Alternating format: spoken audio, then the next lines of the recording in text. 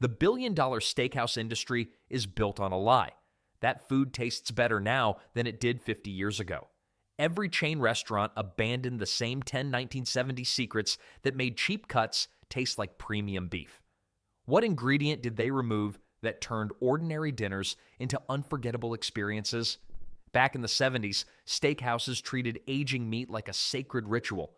No computerized systems or automated chambers, just experienced hands checking each cut daily, like a doctor monitoring a patient's recovery. The process was almost meditative. Picture old-school butchers running their fingers along the surface, sniffing for that perfect earthy aroma that signaled prime readiness. They'd examine the color changes, watching deep reds transform into darker, richer hues. Makes sense, right? These weren't assembly line operations where speed trumped everything. Here's the kicker. Hand aging typically lasted 3 full weeks. 21 days of careful attention while the meat developed flavors that would make your grandmother weep with joy. Compare that to today's rushed 2-week cycles, and you'll understand why modern steaks sometimes taste like expensive cardboard. Well, there's more to this story. The aging rooms back then were temperature-controlled caves of culinary magic. Each steak hung like a masterpiece in an art gallery, developing character through patience and expertise. The meat would lose moisture while concentrating flavors, creating that distinctive nutty taste that separated great steakhouses from mediocre ones. But here's what really made the difference: personal relationships. These butchers knew their regular customers' preferences better than most people know their own families. Mrs. Johnson liked her ribeye aged exactly 18 days. Mr. Peterson preferred 24 days for maximum funk. It was like having a personal sommelier, except for beef. The economics worked differently too. Steakhouses could afford longer aging periods because food costs were lower and customer expectations ran deeper than wide. People saved up for special dinners instead of expecting instant gratification. And the weird part is, customers actually appreciated paying premium prices for genuine craftsmanship. This hands-on approach created steaks with complex flavor profiles that modern mass production simply can't replicate. Every cut told its own story through careful aging. Speaking of stories, wait until you discover how they cooked these perfectly aged steaks, because the heat source made all the difference in the world. Real charcoal was the secret weapon that separated legendary steakhouses from the wannabes. While today's kitchens rush to gas grills for convenience, the 70s masters knew something we've forgotten. Authentic charcoal creates flavors that simply can't be faked. The science behind it? Charcoal burns hotter than your average gas flame, reaching temperatures that'll make your eyebrows sweat. We're talking about searing capabilities that locked in juices faster than a teenager locks their bedroom door. That intense heat created what chefs called the perfect crust, a caramelized exterior that cracked like autumn leaves when you cut into it. But here's where it gets interesting. The smoke wasn't just smoke. Real hardwood charcoal released compounds that penetrated deep into the meat, creating layers of flavor that gas simply cannot replicate. Think of gas grills as elevator music, technically functional, but where's the soul? Restaurant surveys from that era revealed something fascinating. Nearly 80% of diners could actually taste the difference between charcoal and gas-grilled steaks in blind taste tests. That's like being able to tell the difference between a vinyl record and a compressed MP3 file. The depth was unmistakable. The whole experience was different too. Walking into a 70s steakhouse meant breathing in that rich, smoky aroma that seemed to cling to everything. Your clothes, your hair, your memories. The charcoal setup wasn't hidden in some back kitchen either. Many places showcased their grilling stations like theater stages, with flames dancing and sparks flying. Sure, charcoal took longer to heat up and required actual skill to manage. You couldn't just twist a knob and walk away like some short-order cook. The grill master had to read the coals, adjust airflow, and time everything perfectly. It was cooking as performance art. These days, finding a restaurant that still uses real charcoal is like discovering a payphone that actually works. Rare and oddly impressive. Speaking of impressive techniques that demanded patience and skill, the marinades of that era took flavor enhancement to an entirely different level. Butter wasn't just an ingredient back then. It was liquid gold in the hands of 70 steakhouse chefs. While everyone today obsesses over olive oil marinades and fancy vinaigrettes, The real masters knew butter held secrets that made steaks taste like they came from heaven's own kitchen. Here's what those crafty chefs figured out. Butter's fat content doesn't just sit on the surface like a lazy house guest. It actually penetrates the meat fibers, carrying herbs and spices deep into every nook and cranny. Makes sense, right? Fat is flavor's best friend, and butter was the ultimate wingman. The technique was gloriously simple, yet devastatingly effective. Chefs would melt down real butter, none of that margarine nonsense, and blend it with fresh garlic, rosemary, thyme, and sometimes a splash of red wine. This golden mixture got slathered onto steaks and left to work its magic for hours. But here's the kicker that'll make your arteries weep with joy. They used up to half a pound of butter per steak. Half a pound. That's like using a whole stick of butter for one piece of meat. Your cardiologist might faint, but your taste buds would throw a parade. The real genius came during cooking. As that butter-marinated steak hit the heat, it created the most incredible drippings you've ever seen. These weren't your average pan juices. They were concentrated flavor bombs that soaked into whatever sat alongside that steak. Potatoes, vegetables, even the plate itself became part of the experience. Compare that to today's oil-based marinades that mostly just roll off the meat like water off a duck's back. Oil might be healthier, but it lacks butter's rich, creamy texture and that distinctive taste that made 70s steakhouses legendary. Those butter marinades didn't just tenderize the meat, they transformed it into something that melted in your mouth like edible velvet. And speaking of transformation, wait until you discover how they achieved that perfect crust that made every bite a textural symphony. Cast iron pans weren't just cookware in the 70s, they were flavor factories that weighed more than your grandmother's purse and lasted twice as long. These heavy-duty champions could hold heat like a politician holds grudges, maintaining a steady 450 degrees that made every sear count. Here's what modern steakhouses missed when they switched to those lightweight, non-stick pretenders. Cast iron doesn't just cook your steak, it brands it with character.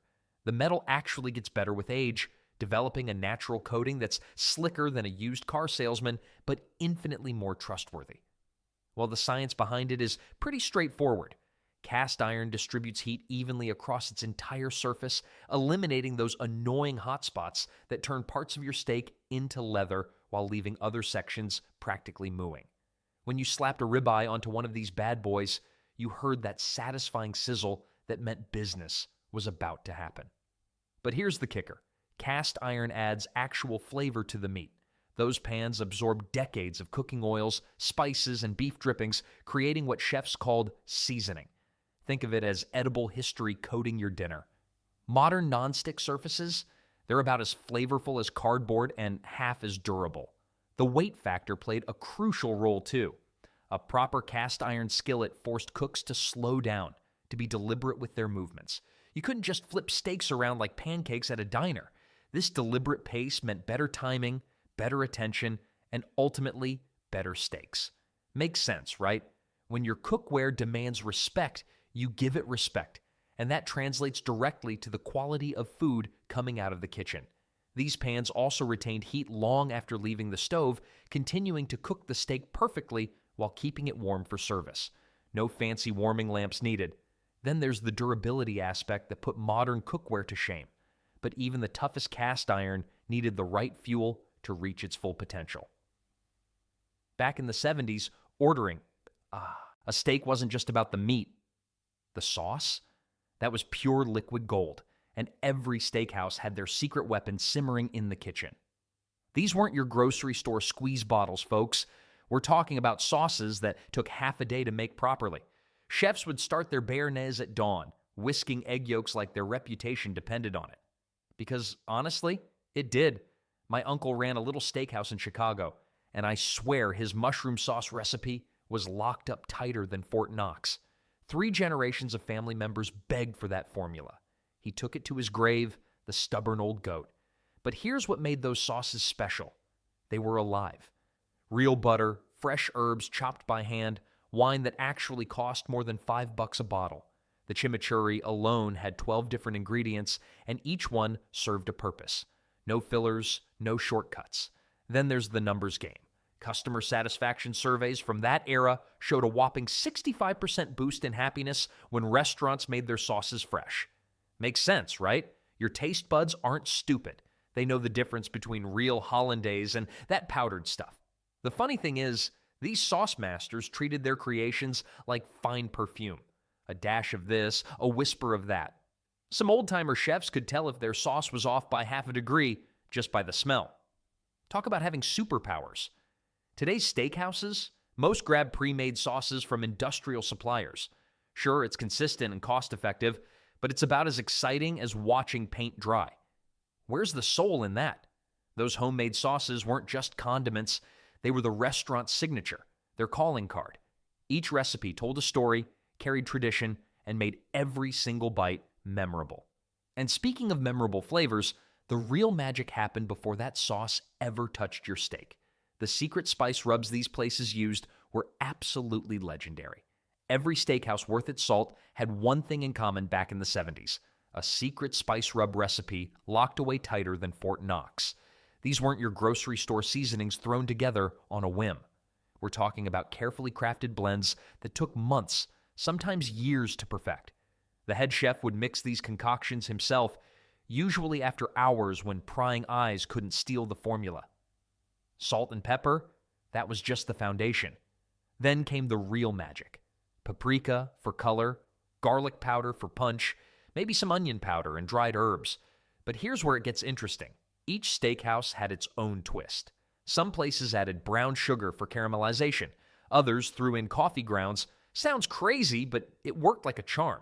The really adventurous spots experimented with cocoa powder or even ground mushrooms for that earthy depth. One famous Chicago steakhouse supposedly used 17 different spices. 17! That's more ingredients than my grandmother's fruitcake, and twice as guarded. The application technique mattered just as much as the blend itself. These rubs got massaged into the meat at least 30 minutes before cooking, sometimes hours ahead. The salt would start breaking down the muscle fibers while the spices created this incredible aromatic crust during searing. But here's the kicker. Most places wouldn't even write the recipe down. It lived entirely in the chef's head, passed down like some culinary heirloom to the next generation. Makes sense, right? You couldn't exactly patent a spice blend back then. Today's steakhouses often rely on pre-made commercial rubs. Sure, they're consistent, but they lack that personal signature that made each restaurant unique. It's like comparing a handwritten love letter to a text message. Technically, they both get the job done, but one has soul. The really smart establishments treated their spice rub like a brand identity. Customers would return specifically for that particular flavor profile they couldn't get anywhere else. Speaking of things customers couldn't get anywhere else, let's talk about where these steakhouses actually sourced their meat. Steakhouses in the 70s had something we've almost completely lost today: genuine relationships with local butchers and nearby farms. Well, turns out this wasn't just about being neighborly. It was pure business genius disguised as community spirit. Fresh local cuts meant your steak traveled maybe 30 miles instead of 3,000. Makes sense, right? When meat doesn't spend weeks bouncing around in refrigerated trucks, it tastes like, well, actual meat. The difference was like comparing a love letter to a text message. Both deliver the message, but one has way more soul. Local sourcing guaranteed steakhouses could walk into their supplier's shop and literally handpick cuts. Imagine your butcher knowing your restaurant so well he'd save the prime ribeyes just for you. That's customer service even my mother-in-law would approve of. But here's the kicker. Local meant seasonal. Spring calves tasted different from fall beef, and smart chefs built their menus around these natural rhythms. Today's globally sourced meat tastes the same whether it's January or July, which is about as exciting as watching paint dry. The numbers were staggering. Nearly 90% of successful steakhouses sourced within a 50-mile radius. Short supply chains meant fewer preservatives, less handling, and meat that hadn't been frozen, thawed, and frozen again like some culinary yo-yo. Then there's the flavor factor nobody talks about. Local cattle ate regional grasses and grains, creating distinct taste profiles you simply cannot replicate with mass-produced beef. A Colorado steer raised on mountain pastures tasted completely different from a Texas longhorn, and diners could actually tell the difference. Local sourcing also meant accountability. If something went Wrong, the restaurant owner could drive over and have a face-to-face conversation instead of navigating some corporate phone tree designed by people who clearly hate human interaction. The economic impact was beautiful too. Money stayed in the community, creating this wonderful cycle where everyone prospered together. But knowing where your meat came from was just the beginning. The real magic happened when those carefully selected cuts met another forgotten art. Picture walking into a 70s steakhouse and watching your dinner come alive right before your eyes. The chef wheels up a cart, flames dancing as he prepares your steak tableside. This wasn't just dinner, it was dinner theater. Back then, restaurants understood something we've forgotten today. Food tastes better when you're entertained. Those tableside preparations weren't just showing off, though let's be honest, they were definitely showing off too. The chefs would arrive with their portable grills, seasonings lined up like a surgeon's tools, ready to perform culinary magic. The flaming was the real showstopper. Chefs would pour brandy or cognac over your steak and ignite it with theatrical flair. Sure, it looked impressive, but here's the kicker. It actually made the meat taste incredible. The alcohol would burn off, leaving behind concentrated flavors that penetrated deep into the beef. But why did this disappear? Simple. Insurance companies and health departments started having nightmares about open flames near customers. One lawsuit involving singed eyebrows, and suddenly everyone got nervous about fire tricks. Then there's the practical side. Training waiters to be part-time pyrotechnicians costs money. Modern restaurants figured they could skip the show and just serve food faster. More efficient? Absolutely. More boring? You bet. The interaction made everything taste better too. When someone's preparing your meal right in front of you, explaining each step, building anticipation, your brain actually primes your taste buds for something special. It's like having a personal chef who happens to be a stand-up comedian. Those tableside Caesar salads were another lost art. Watching someone toss your salad from scratch, adding anchovies and raw egg while cracking jokes, that's entertainment you can't stream on Netflix. The whole experience slowed things down in the best possible way. You weren't just grabbing a quick bite, you were investing in an evening. Speaking of taking time with food, those old school chefs had another secret that required even more patience. You know what separated the real steakhouse masters from the wannabes back in the 70s? They had the patience of a saint and the wisdom of your grandfather, who always said, "Good things come to those who wait." While today's kitchens blast steaks at scorching temperatures faster than a teenager rushing to a first date, the old school chefs understood something profound. Low and slow. Wasn't just a motto, it was practically a religion. These culinary artists would fire up their grills to a modest 250 degrees. That's cooler than most home ovens. Sounds crazy, right? But here's the thing. They weren't in any hurry. Time was their secret ingredient. Think about it like this. Rushing a steak at high heat is like trying to have a deep conversation while shouting over a jet engine. Sure, you'll get results, but you'll miss all the good stuff. The lower temperature allowed every fiber of the meat to relax, letting the natural flavors develop like a fine scotch aging in oak barrels. The magic happened in those extra minutes. While modern kitchens flip steaks like they're playing ping pong, 70s chefs would let each side cook slowly, evenly.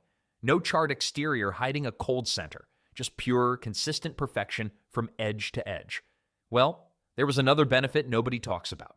This gentle approach preserved the meat's natural moisture better than a mother hen protects her chicks. The result? Steaks so tender you could practically cut them with harsh language. My uncle worked at a steakhouse during this era, and he always said the key was treating each steak like a VIP guest. Give it time, attention, and respect. Makes sense when you think about it, but the real genius wasn't just in the temperature control. The old-timers knew that low-temp grilling was only half the battle. The other half? Well, that had everything to do with creating an experience that made people feel like they'd stepped into another world entirely. Walk into any modern steakhouse, and what do you get? Blinding LED lights, minimalist decor that looks like a hospital cafeteria, and music so loud you need to shout your order. Compare that to the magical atmosphere of 1970s steakhouses, and you'll understand why the food tasted better back then. The ambiance wasn't just decoration, it was an actual ingredient. Those dimly lit dining rooms with heavy wood paneling and burgundy leather booths, they weren't trying to win design awards. They were creating the perfect environment for your taste buds to wake up and pay attention. Here's something fascinating. Research shows that dim lighting actually makes food taste better. When you're not squinting under harsh fluorescence, your other senses kick into high gear. That tender filet mignon suddenly becomes even more succulent when you're relaxed in a cozy booth that feels like your wealthy uncle's study. And let's talk about the sounds. 70s steakhouses had this perfect acoustic recipe. Thick carpets that absorbed noise, wood walls that warmed up conversations, and soft jazz playing at just the right volume. You could actually hear your steak sizzling when it arrived at your table. Today's restaurants sound like bowling alleys during a thunderstorm. The waiters back then, they moved like they had all night, because frankly, they did. No rushing you through. 3 courses in 45 minutes. They'd recommend the perfect wine pairing while polishing glasses that sparkled under those warm, incandescent bulbs. Even the smell was different. Real wood, leather, and the lingering aroma of charcoal from the kitchen created this intoxicating cocktail that made your mouth water before you even opened the menu. But here's the kicker. All this atmosphere actually changed how your brain processed flavor. When you're comfortable, relaxed, and engaged with your surroundings, your taste receptors work overtime. It's like the difference between listening to music through cheap earbuds versus a high-end sound system. Modern steakhouses forgot that dining isn't just about the food, it's about creating an experience that makes every bite taste like a celebration.